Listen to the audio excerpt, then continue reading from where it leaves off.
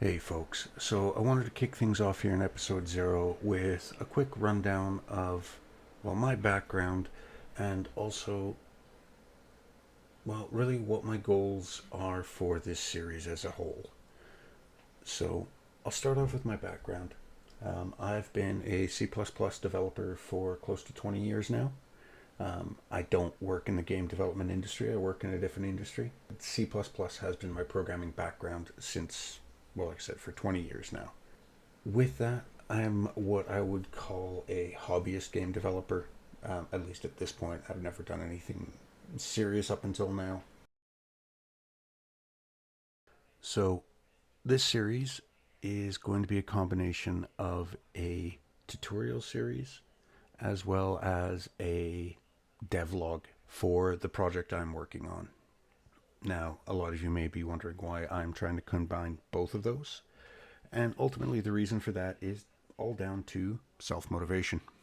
I have started this particular project, I don't know, 10, 15 times. And for one reason or another, I always get to a point where I end up putting the project down. And when I finally get back to working on the project again, I've lost my place. I've forgotten what I was doing. I didn't like what I had done. So, with that, ultimately, what would happen is I would end up abandoning the project.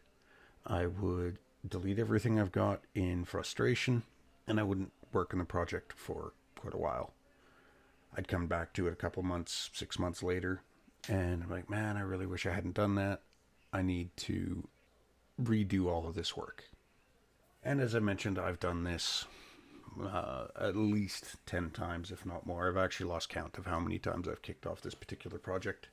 What I decided to do with this go around of attempting the project was to actually take a step back before I dived in and started writing code and actually go, okay, what do I need to do to make sure I stop out of frustration, deleting the project, and then coming back in 6 months and doing it again?